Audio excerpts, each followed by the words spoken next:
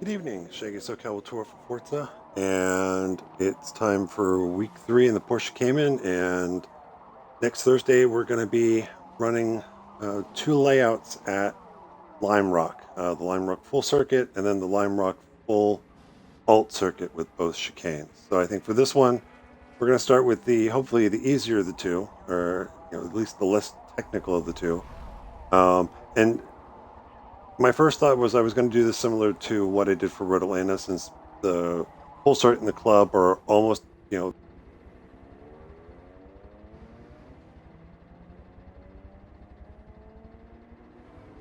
fours. But I think, given the changes with the chicanes here, I think it deserves its own video to go through that, what those changes are, even though most of the other turns are going to be tackled pretty much the same. So we're just going to start with the regular Lime Rock, run some laps. So I'll run an outlapper like that to kind of refresh my brain, and then I'll do a slow lap. I'll talk about what I look for, what I'm trying to do, what the Macan, this current setup, what it likes to do, how I kind of hustle it around the track, and then I'll throw it into a mock race and against the AI, just to try and get some traffic in there, maybe set up some passing situations for both me trying to pass the AI and even then the AI getting around me, and maybe some things I do might look at defensively to try and to minimize that. So with that, let me just go ahead and get started on the test drive here.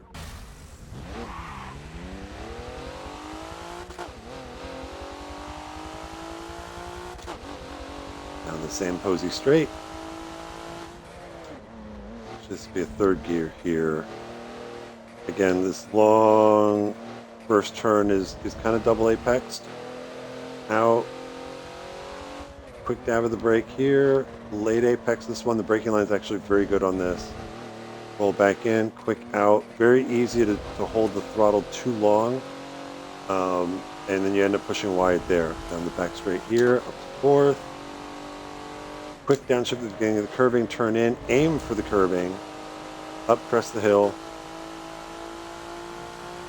Keep it in third. Quick dab of the brake. Aim for the curving. Out, down the hill. Fourth gear. Quick dab of the brake. Turn in. Roll back in late. That actually was a little bit early. Let me do one more lap and I'm going to shut up. You can just kind of listen to what I'm doing, the engine and the tires.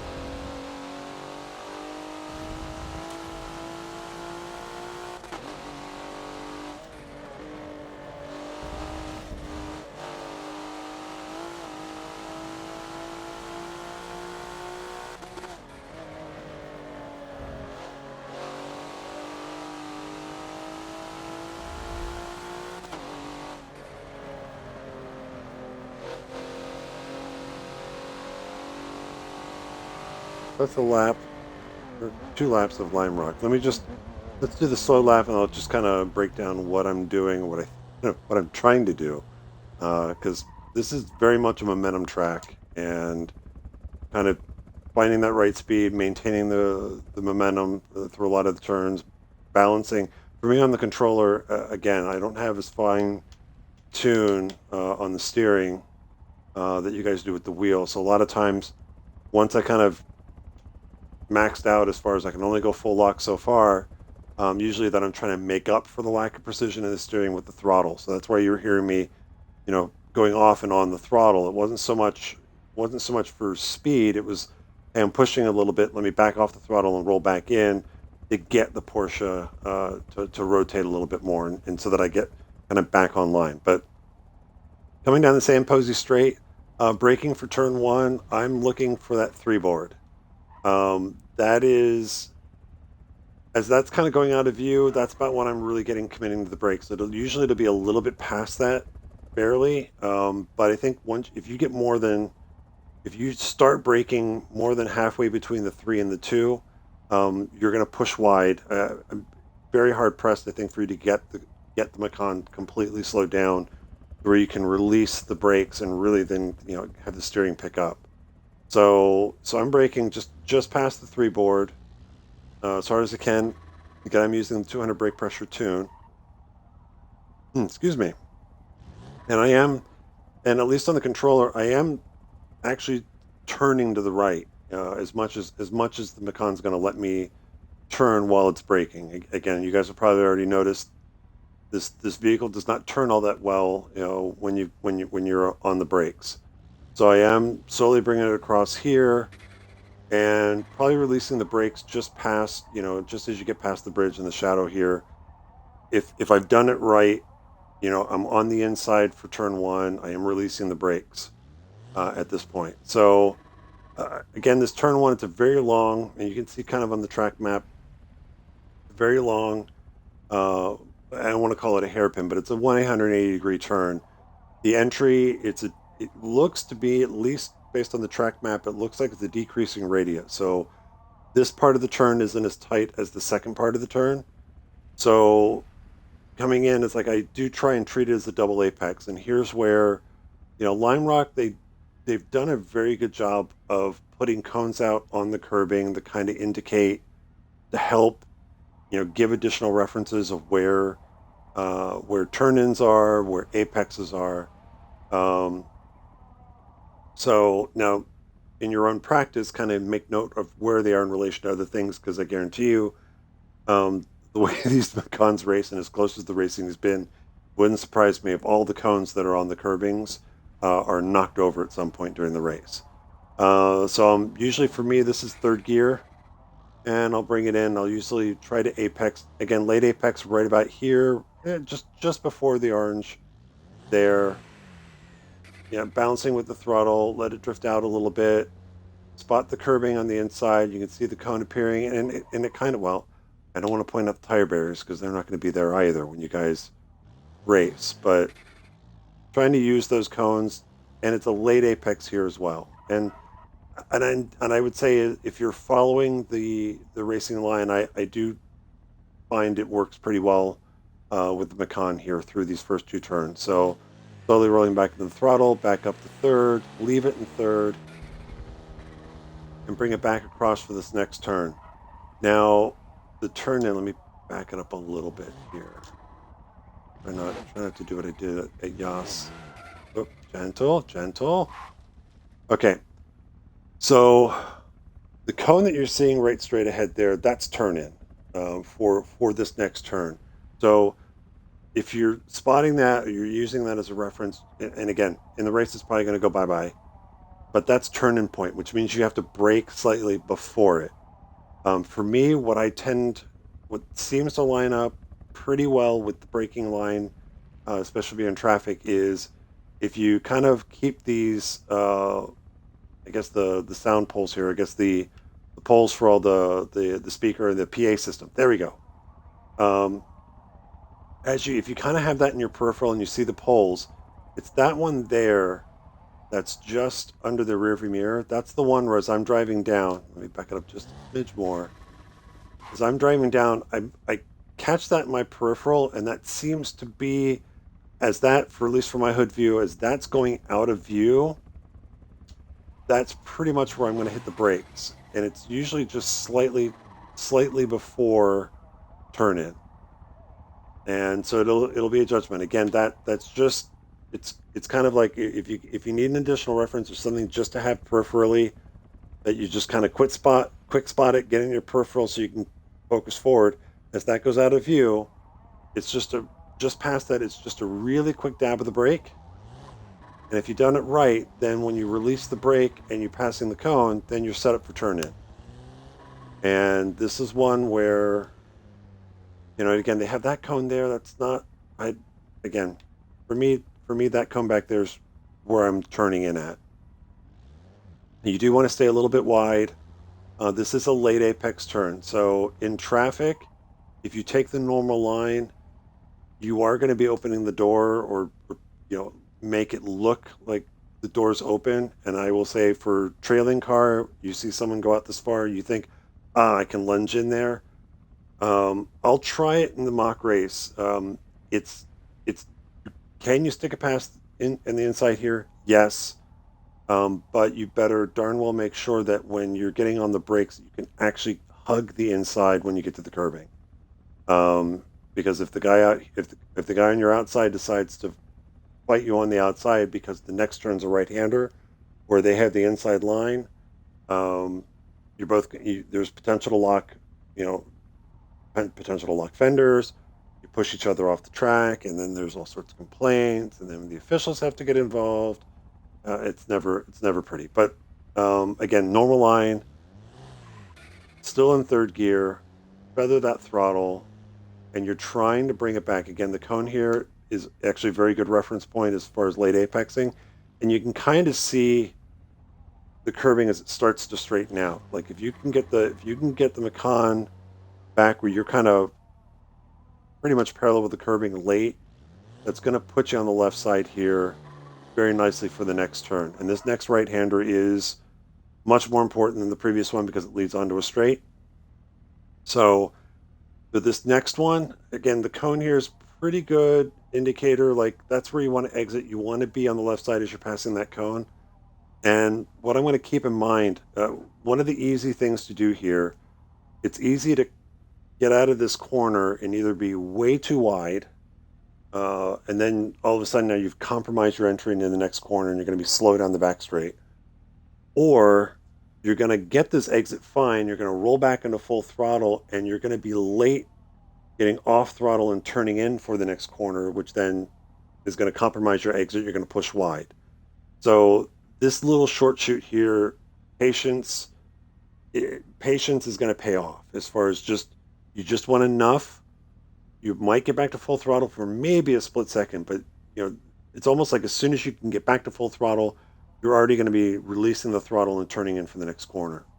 So one of the things I'll pay attention to a little bit better here is if you can't see the braking line because you're in traffic, keep an eye on the grass here on the left side. As you can see, it's all been kind of worn from people dropping tires.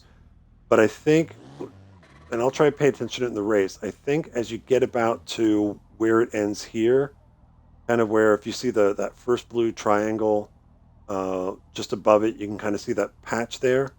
I think that if you can spot that or just kind of keep tabs on that and where that is in relation to the braking line, that'll give you an additional kind of static reference as far as that's the point I need to be rolling off the throttle and turning in for the next corner. So still third gear, roll off, aim for the curbing. You can use quite a bit of curbing. You can see, on my outlet, I've already knocked the cone off. You can use quite a bit of curbing here, get onto the backstretch. So don't be afraid of it. Actually, the curbs here, these white curbs are actually very, very Macan friendly. They're not gonna, getting on them is not gonna unsettle the Macan all that much. This one, you want to use enough of the curb. You just want to be careful because you can actually get the right side tires onto the grass on the other side of it. And that, if you do and you catch the inside of the curb as you cross back onto the track, that can cause the Macan to kind of straighten out and point you toward the left side tire barrier. So just be aware of that. You can use a bit of this curb, but don't get your right sides on the other side of it. But again, third gear, if you do it right, as you get off the curbing here, you should be able to roll back into full throttle. And again, you've got the cone out there as a reference, but you can bring it out about here, roll back full throttle, third gear. And again, this curbing here, I will eat this curbing and straighten this straightaway out as much as I can. Eat the curbing here, be up to fourth. And then we hit another turn that carrying as much speed as you can through it and keeping it on track is this will be a place where if you get it right and the guy in front of you doesn't, you'll be able to set up a pass. And the opposite, you don't get it right but the guy behind you does, they're going to have a run down to the next corner. So for me, braking for this corner, it is a real quick brake as you get to the curbing here on the left side. And again, I stay off the curbing. This is one of those where you can kind of see the ridges and how it's angled. It probably won't upset the pecan too much. I wouldn't be worried about getting on it if it was straight. I think where I'm a little skittish with it is I'm going to be I'm going to be making a pretty hard right hand turn, which is going to throw the weight pretty quickly on the left side, and I'm just worried that if my left rear is on that curving, it might unsettle the back end a little bit. So I tend to stay off of it at this point. But it is a quick dab of the brake. You know, you'll release brakes probably about halfway between where the start of the curb and the end of the curb. So it's a quick dab of the brake, still third gear. Actually, I downshift to third. And as I release, I'm actually aiming for the start of this curbing so that I can roll onto it at the apex, get onto it, and then start to roll back into the throttle as I crest up over the hill. The Macan, we've been in cars here where, you know, cresting this hill as you still have steering dialed in, you still have a little bit of weight shift on the left side, and, you know, can unsettle the back end as you crest the hill. This Macan actually, well, it's a heavy thing. And I try not to swear on this broadcast, but um, so you don't have to worry too much about the back end getting completely unsettled as you cross the hill. And as we know from experience, use you can cross over quite a ways over this white line as you crest the hill if you need to. So, you know, in your own practice, I would try to master both because on your own, you know, you want to use as much track as you can to maintain speed. But you should also try and practice, you know, cutting that corner a little bit. Let's say, and the AI is really good at this. The AI sucks coming up over the hill. They always tend to brake check a little bit or let off the throttle. So when you're racing the AI, you know, if I'm going to try and attempt to pass down this next straight, I'm always having to try and compromise my exit so that I'm more on the inside so I can get the pass on them. So that might be a useful tactic. Again, you know, someone pushes out a little bit too wide and you need to cut it a little bit, hedge your bets. You know, those options are there. So cresting up over the hill, still third gear. And then this one is decision for you guys. Um, if you leave it in third and you've gotten a good run out of that corner back there, you're going to be you're going to just get to the rev limiter right where you need to let off, brake slightly for the next turn. If you don't feel comfortable doing that, you can bump it up to fourth briefly, and then the next turn then is entirely up to you as far as gearing. Um, I'm not sure what the best one is or what it will work best when the Macans are racing each other. Whether is it worth doing a quick shift to fourth and maybe getting a little more torque out of fourth gear. Um, I don't know, but the turn-in point for me is again going to be that cone. Unfortunately, there's really not much else I've seen visually that if that cone gets taken out and I can't see the braking line, there's really not much else visually that I can point to say, hey, as you're passing this or get this into if you see this marking, you might be able to find a rusty spot on the Armco to help out with that. Let me back up a little bit. But there's nothing, I mean, you can kind of see, you've got the two, you can look there, you can just make out the two rusty bits on the bottom part of the Armco there. You might use those. I kind of wish there was some braking boards on the left side there at the Armco. That might have been a little little easier to see. Um, Not reverse. Back into first gear. So again, third gear, or if you're in fourth gear, it'll be a quick dab of the brake. And if you notice, as far as how this next turn is, you can kind of see the start of that inside white curbing, and where the perspective as you have that curve where it points, aim for that point. Um, so for me, I bang the rev limiter in third, and I'm going to try and it puts me on the curbing early, as you can kind of see from the cones. The cones are going to kind of are going to kind of mark about where the access road there is. Oh no, why is the car moving? Get off the. I tend to turn in a little bit early. So you might time yours to go in a little bit later. The access road, if the cones get taken down, that access road onto the track is a good kind of other indicator of right about where the apex of this corner is.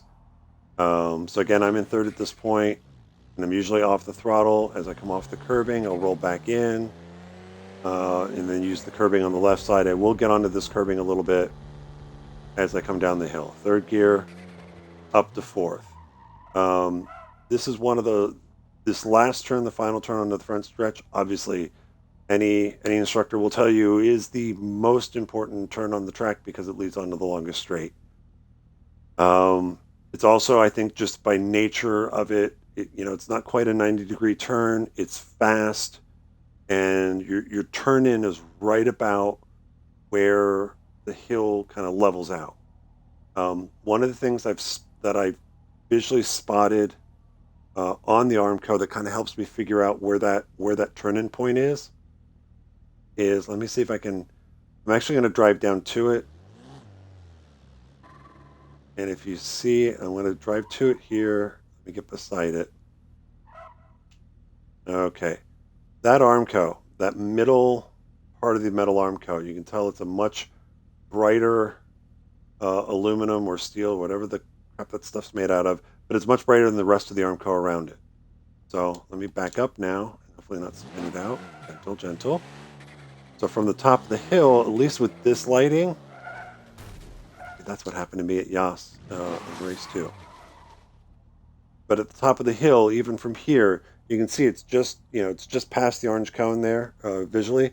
You can see even back here, it sticks out just enough that if you pay attention, you can catch it. It's kind of like for me, it's kind of like the PA system pole at the other end of the track, where if I visually can just catch it in my vision real quick and then make a note of it and then just track it peripherally as I'm coming down the hill, that's usually a good additional help as far as where I'm turning in. I still don't always get the turn in right on this one. I think a lot of times I still tend to turn a little early for it. But for me, I'll be in fourth gear at this point. Just as I'm getting past it, I'm starting to turn in.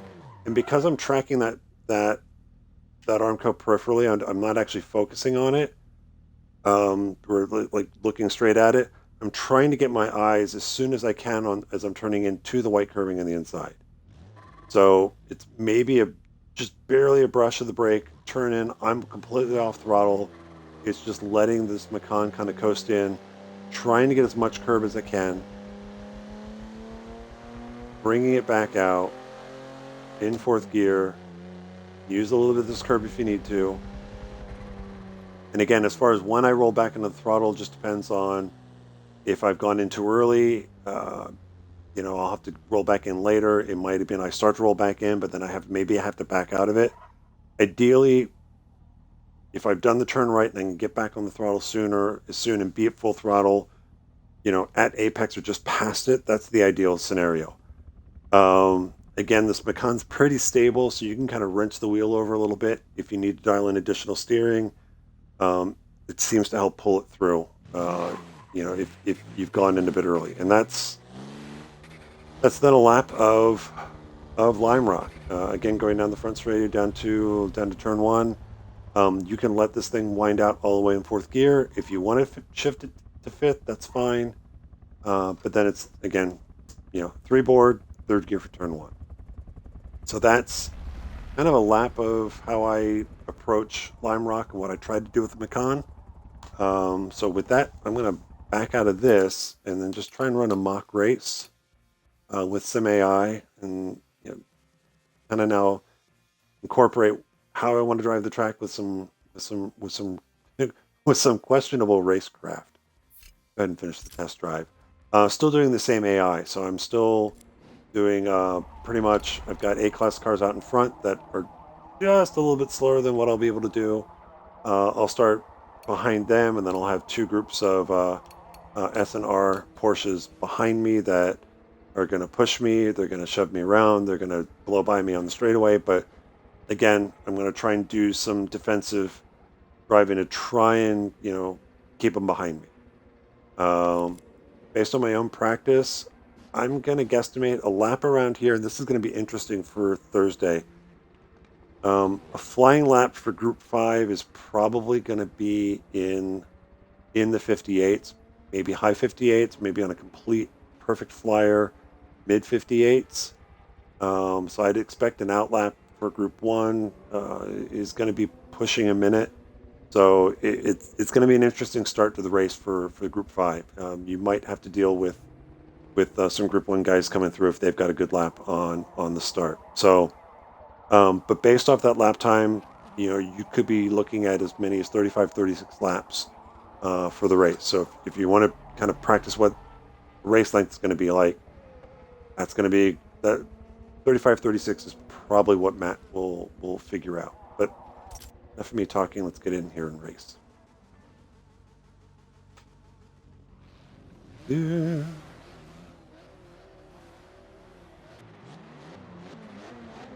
Thankfully, I'm not starting a minute behind the rest of the field, so I don't have to worry about getting past. But certainly those guys at the back might have some traffic to deal with.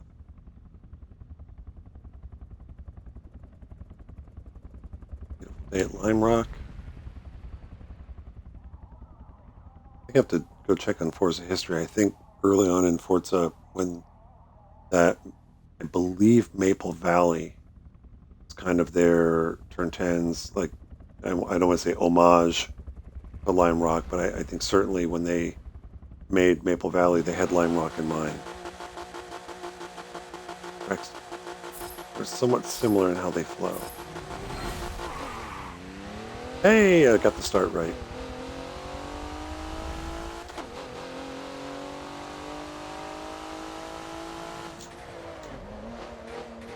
Here.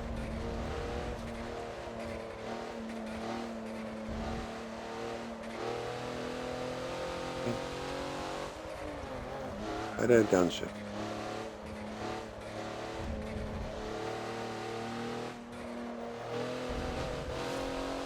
It's gonna feel so slow through there.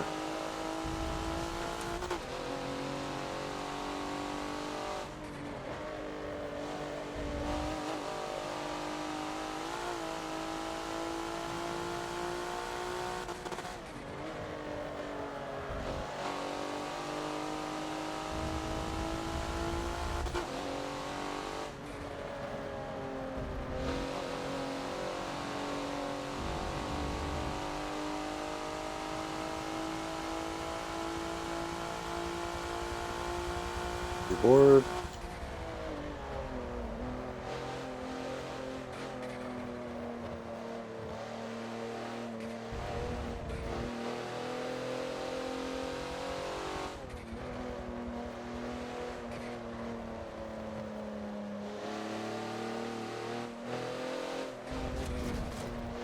There's a little too much curving.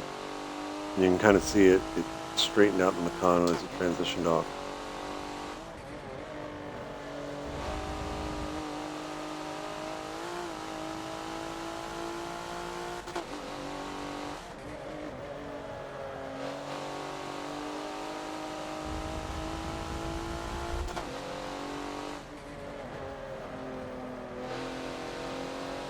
I'm going to go a little defensive, and when in doubt, just put the car in the middle of the track and let the guy behind you figure out which way he wants to go.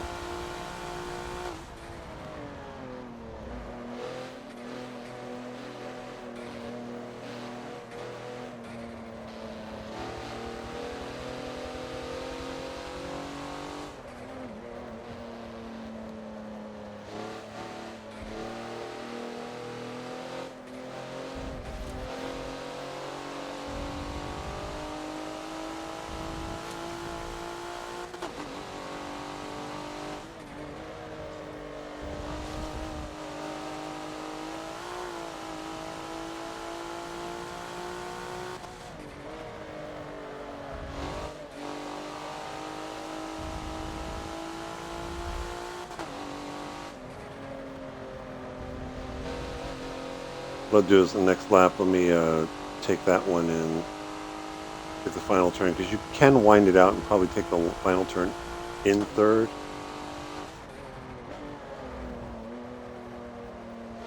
A little wide.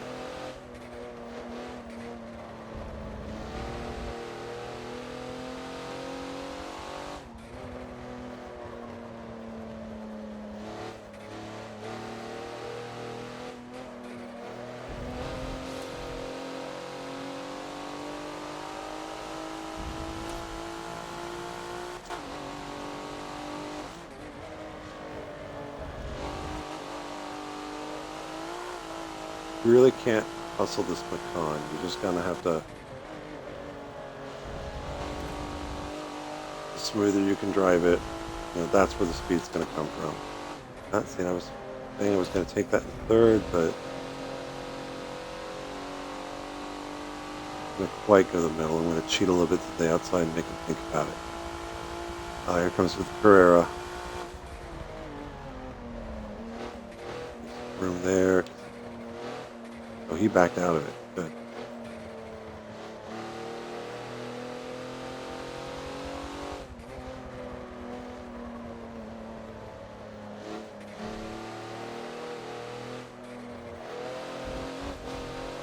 Try that in a second. Let me try some alternative gearing and see what the last one looked like.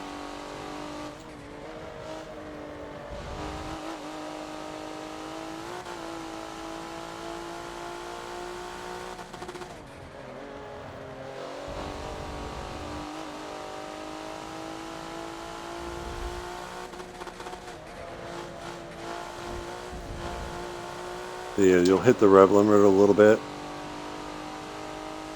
But then the Macan does seem to turn in a little bit better in third since you're higher up in the rev range and got the engine braking to help.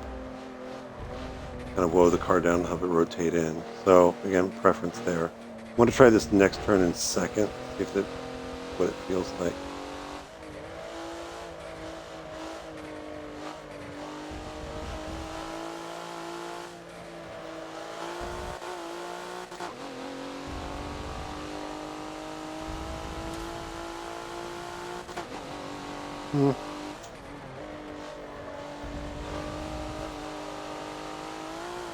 I think third through there is better, at least for me.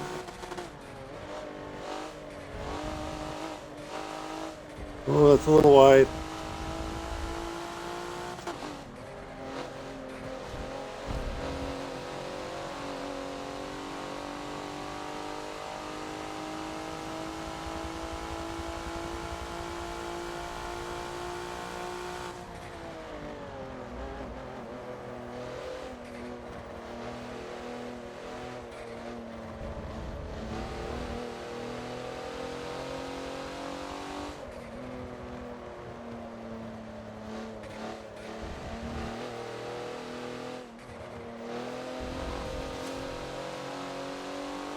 The other thing, on the controller, a lot of times if I'm snapping off the throttle, kind of get the back end to rotate out and lift off oversteer. Got a little bit of it, but for me it was kind of the best way to work with or work around, the inherent understeer. All right, you know what? I want to sit on the outside. If you want by, go ahead and go by. There you go. Oh, I'm going to outbrake you into turn one.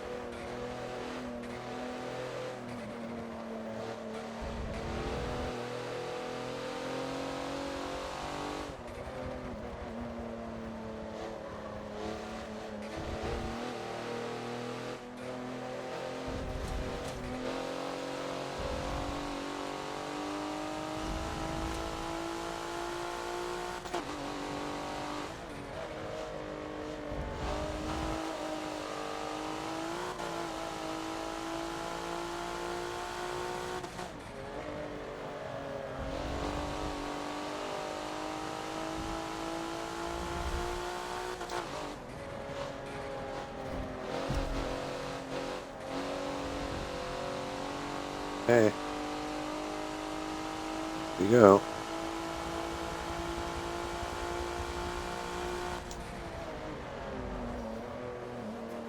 You might have it this time.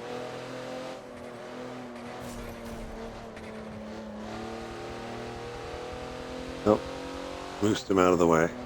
The other thing that with the Macan, especially as close as we're going to be racing in this, you've seen it twice now, that you can get away with incidental contact without, you know, upsetting, upsetting the car at all, or between the two of you, if you bump in fenders. This one does tend to, if you will, Sam, I can't talk and drive at the same time. We've talked about it in group chat. We've had it in the messenger chat. This Macan, if will tend to get locked together if you make contact with, let's say, front fender to rear fender. So right front to left rear, or left front to right rear. And once you kind of get locked together, there's nothing you can do. I think the guy that's behind probably has a greater chance of disconnecting by slamming on the brakes, but in the heat of the moment in the race, that's not always the easiest thing to remember to do or to try. And if you're in traffic, you may create more calamity behind you by hitting the brakes. But I would just say, just be mindful, if someone, like if this Porsche gets far enough past me, he's not. We're alongside. It's kind of one of those, as the trailing car, if I see any part of that Porsche on screen, they're at least halfway past, halfway to 3/4 of the way past me. So I just got to be careful, of not just assuming, that they're going to stay where they are. Discretion may be the better part of valor, and back out of it slightly. Not even that much. Just quick lift of the throttle, just to give yourself some room. As well, you hope that they're paying attention to their little indicators that someone might be on their rear quarter panel. That doesn't always happen. Lap 11. Okay. So again, for me, I'm just going to pit about halfway through.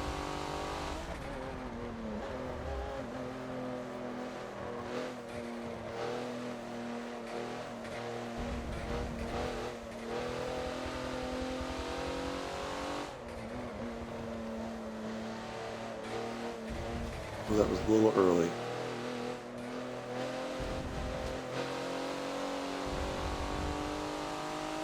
Alright, this guy I'm definitely going to pass Preston the hill. So I'm going to back off a little bit early, but as I come through, I'm just going to hold to the inside a little bit more. Get that nice little run. I'm going to stay to the inside. That means I'm going to have to compromise this turn a little bit. Might get a run down. Nope.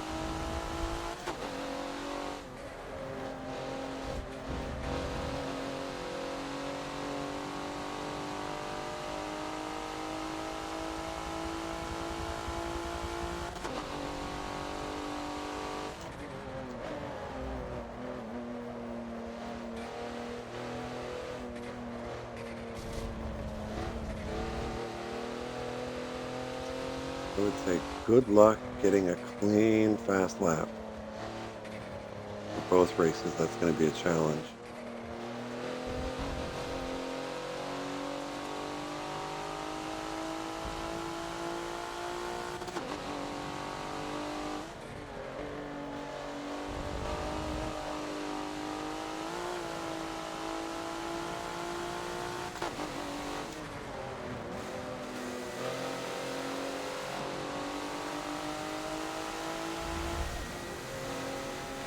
Force that.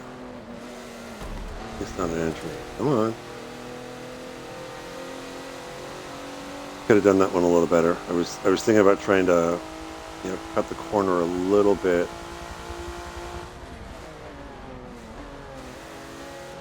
Yeah. See, I wasn't going to make that pass. Back out a bit.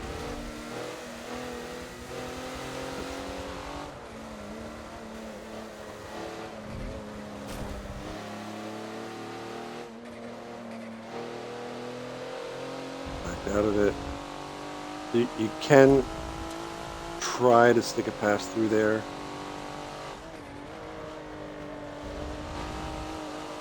And there's really not any heavy braking zones except for turn one.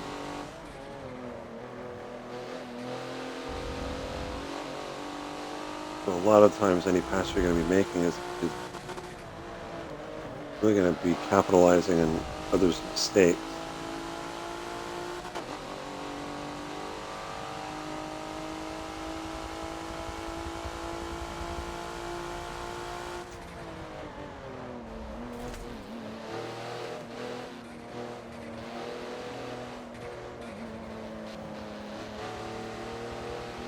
Ooh, yeah, I'm here.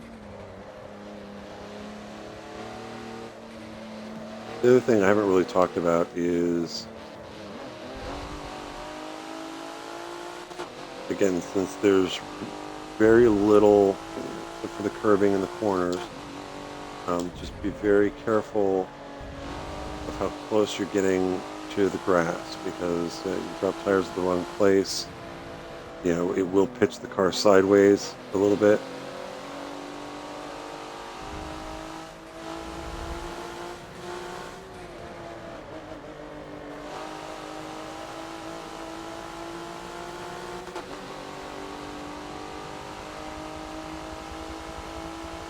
Oh, this could get ugly.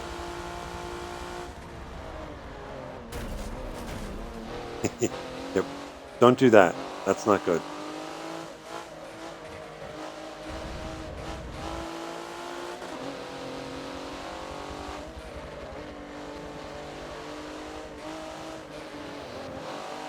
Get a run down right here. Nope. Parked on the apex. I was looking at that crossover and exit. Hello, give me a little room.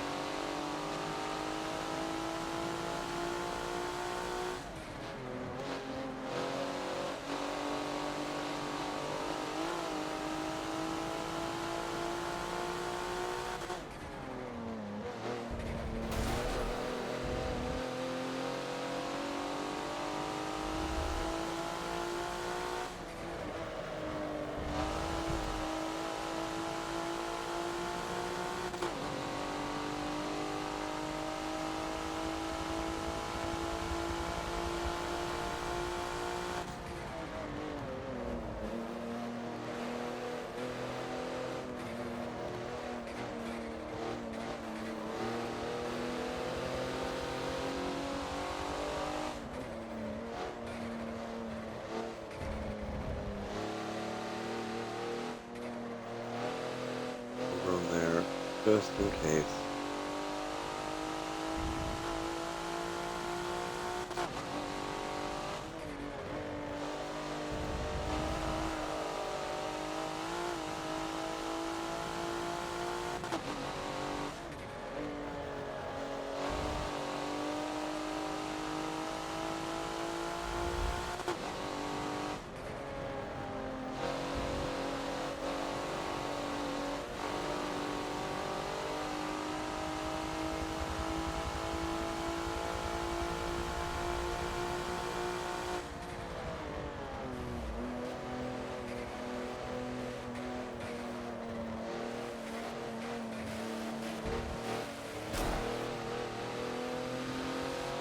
Yeah, like here, you really don't want to drop right sides out on the outside there.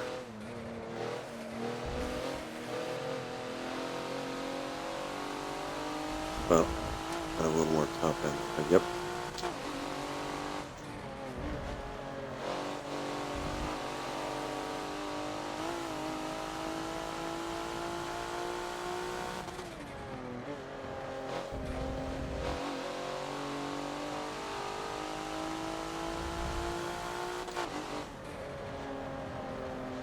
Okay, pit lane. Over this side and jump.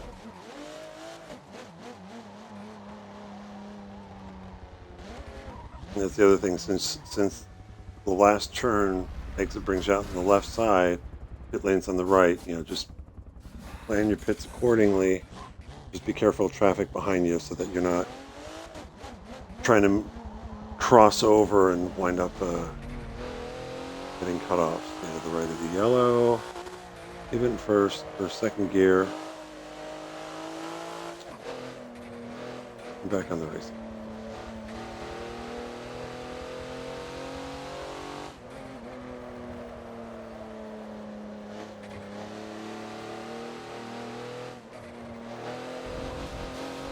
I've got some clear traffic in front of me.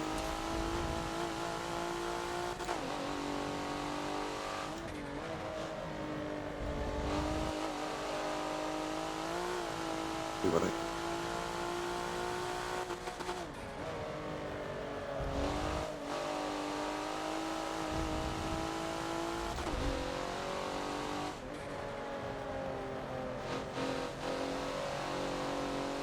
A little early turn in, car pushed a little bit wide.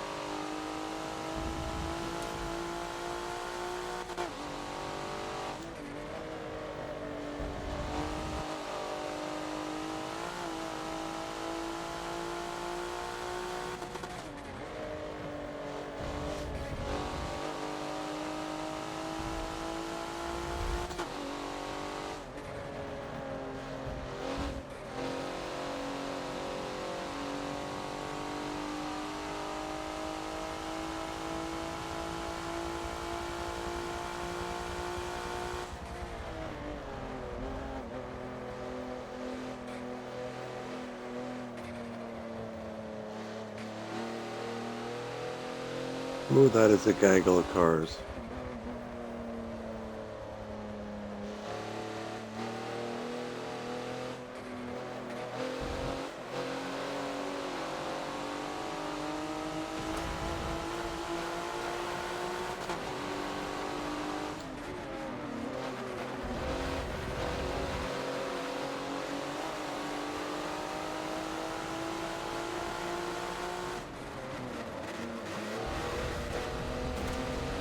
There goes another cone.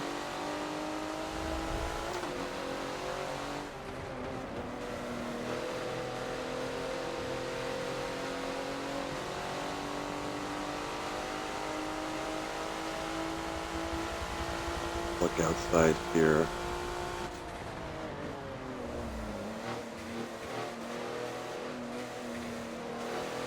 The other thing, because I ran into this in a practice race I did, went into turn one and I was on the outside of what I thought was just a side-by-side, but turned into three wide. And the middle AI car, because it was trying to leave space to the inside, ended up pushing me wide. So just be mindful, you're gonna stick to the outside at turn one. Just try to keep tabs and make sure that you're not on the outside of a three wide situation, because you might, and again, not intentionally, you might get shoved off.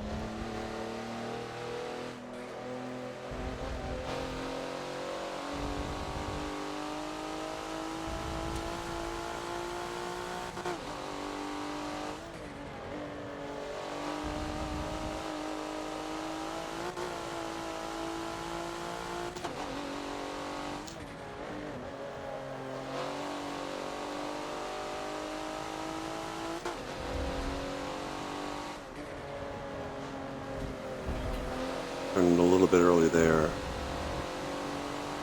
Oh, look at that.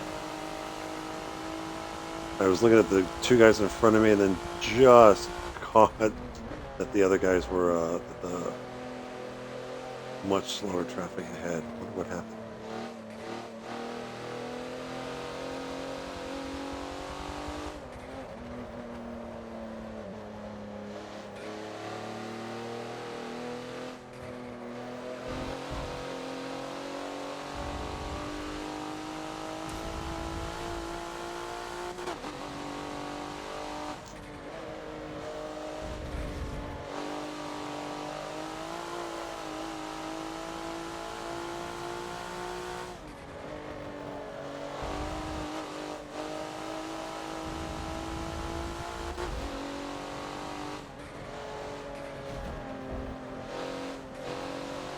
Tends to happen to me late in the race is that last turn. As the race goes on, I start turning into that turn earlier and earlier, and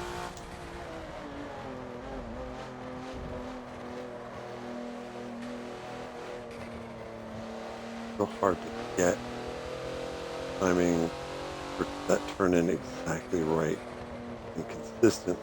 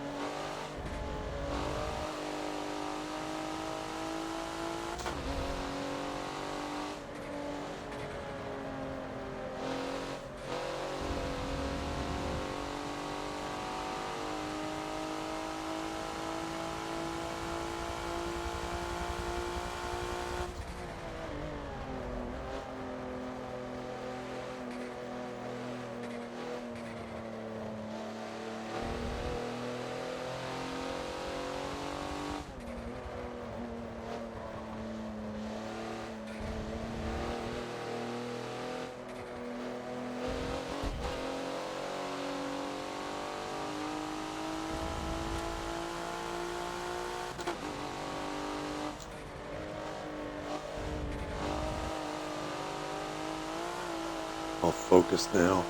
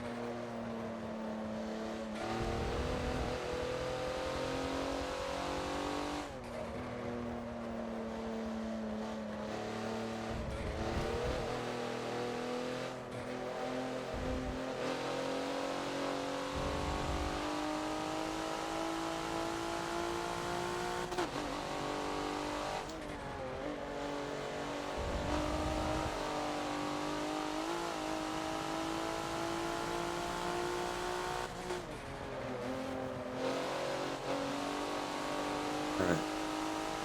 Pass up in front.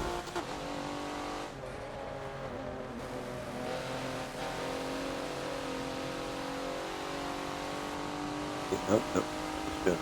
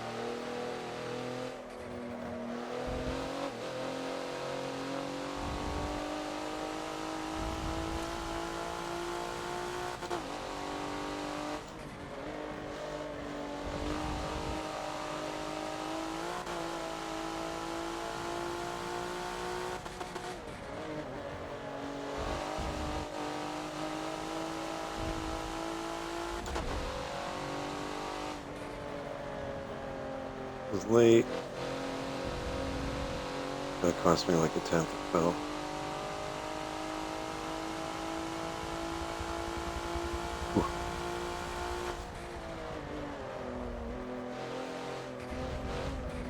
Yeah, right now, yeah, since I'm kind of in clean air here, I just want to actually see like how quick can I go?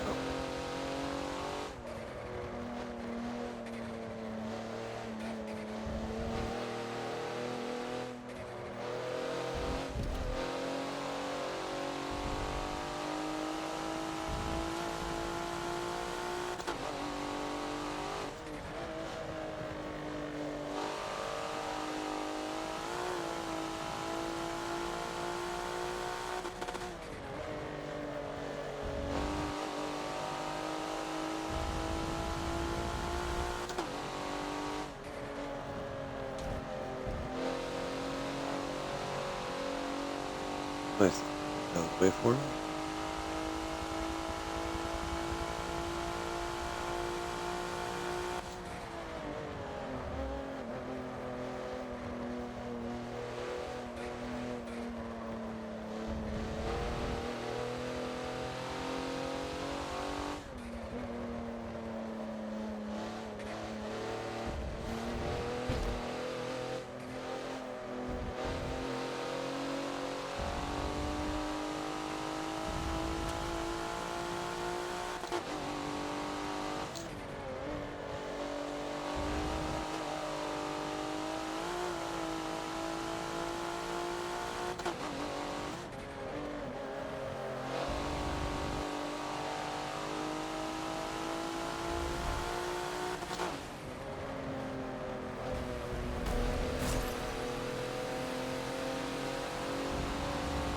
That wasn't one time.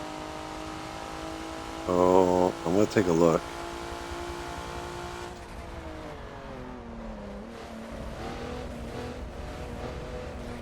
So if you're gonna take a lunge and turn one like that, better make sure you can hug the inside.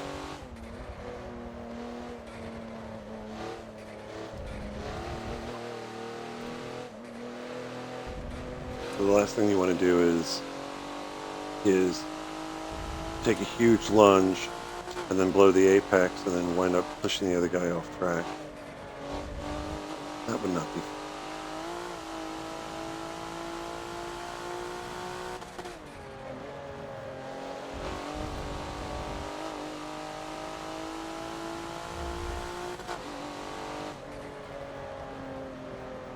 A little bit late there. You're way out of. All right, good lap, clean lap, quick lap.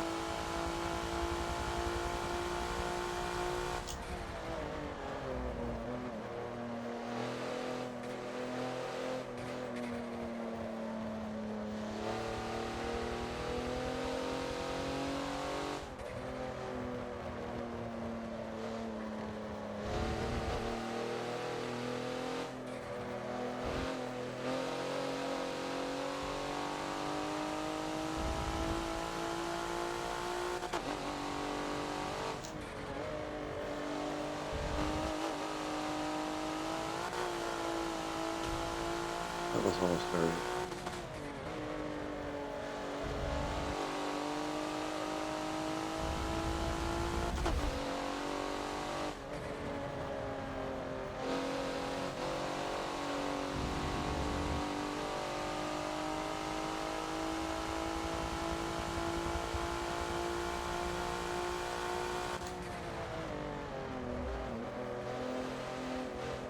Oh,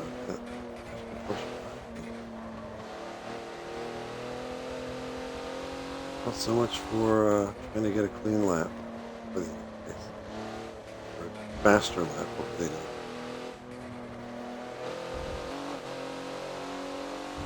Wait, I'm in the lead? Really?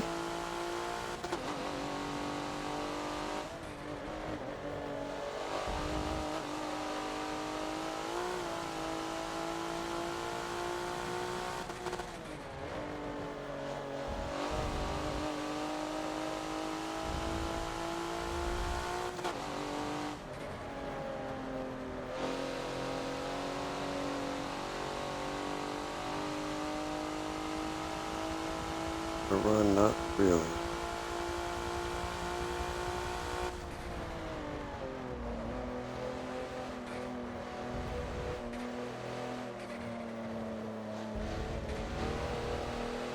Got lap traffic in front of us. Can manage the gap.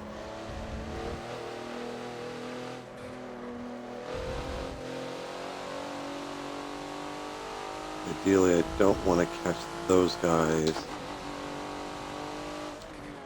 too soon and create an opportunity for Mr. Anonymous behind me. Okay, good.